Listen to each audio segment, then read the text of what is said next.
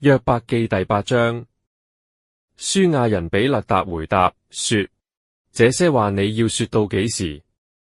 口中的言語如狂風，要到幾時呢？神豈能偏離公平？全能者豈能偏離公義？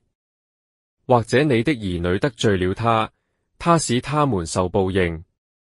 你若殷勤的尋求神，向全能者懇求，你若清潔正直，他必定為你起來，使你公義的居所興旺。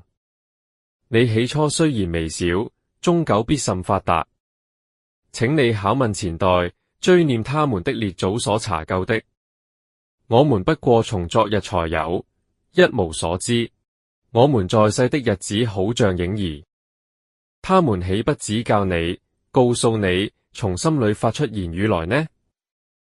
蒲草沒有泥，豈能發長？蘆荻沒有水，豈能生發？尚青的時候，還沒有割下，比百樣的草先枯槁。凡忘記神的人，景況也是這樣。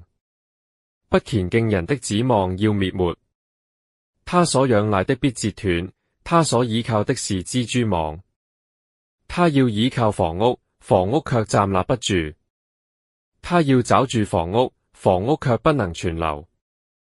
他在日光之下發青，蠻子爬滿了園子。他的根盤繞石堆，扎入石地。他若從本地被拔出，那地就不認識他，說：我沒有見過你。看哪，這就是他道中之樂。以後必另有人從地而生。神必不丟棄完全人，也不扶助邪惡人。他還要以喜笑充滿你的口，以歡呼充滿你的嘴。恨惡你的要披戴慚愧，惡人的帳棚必歸於無有。